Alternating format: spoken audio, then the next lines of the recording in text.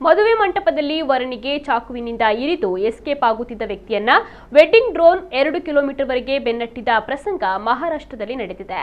ಮಹಾರಾಷ್ಟ್ರದ ಅಮರಾವತಿಯಲ್ಲಿ ಮದುವೆ ಸಮಾರಂಭದಲ್ಲಿ ಈ ಘಟನೆ ನಡೆದಿದ್ದು, ಆರೋಪಿ ರಾಘು ಜಿತೇಂದ್ರ ಬಕ್ಷಿ ಎಂಬಾತ ವೇದಿಕೆಯ ಮೇಲೆ ವರನಿಗೆ 3 ಬಾರಿ ಇರಿದು ನಂತರ ಪರಾರಿಯಾಗಿದ್ದಾನೆ. ವೆಡ್ಡಿಂಗ್ ಚಿತ್ರೀಕರಿಸುತ್ತಿದ್ದ ವಿಡಿಯೋಗ್ರಾಫರ್ ತಕ್ಷಣವೇ ಕಾರ್ಯಪ್ರವೃತ್ತನಾಗಿ ತನ್ನ ಡ್ರೋನ್ ಮೂಲಕ ದಾಳಿಕೋರರನ್ನ ಬೆನ್ನಟ್ಟಿದ. ದಾಳಿಕೋರ ಮತ್ತು ಇನ್ನೊಬ್ಬ ವ್ಯಕ್ತಿ ಬೈಕ್ನಲ್ಲಿ ತಪ್ಪಿಸಿಕೊಳ್ಳುವ ಪ್ರಯತ್ನದಲ್ಲಿದ್ದಾಗ ಸುಮಾರು 2 ಕಿಲೋಮೀಟರ್ ವರೆಗೆ ಡ್ರೋನ್ ಮೂಲಕ ಬೆನ್ನಟ್ಟಲಾಯಿತು. ಪೊಲೀಸರು ಡ್ರೋನ್ ದೃಶ್ಯಾವಳಿಗಳನ್ನು ಪಡೆದು ಆರೋಪಿಗಳ ಗುರುತು ಪತ್ತೆಗೆ ಮುಂದಾಗಿದ್ದಾರೆ. ಡಿಜೆ ನೃತ್ಯದ ಸಮಯದಲ್ಲಿ ನಡೆದ ಸಣ್ಣ ಜಗಳದಲ್ಲಿ ಈ ದಾಳಿ ನಡೆದಿದೆ ಎಂದು ಪ್ರಾಥಮಿಕ ತನಿಖೆಯಲ್ಲಿ ತಿಳಿದು ಬಂದಿದೆ. ಗಾಯಗೊಂಡಿರುವ ವರ ಸಜಲ್ ರಾಮ್ ಸಮುದ್ರ ಚಿಕಿತ್ಸೆಯನ್ನು ಪಡೆಯುತ್ತಿದ್ದಾನೆ.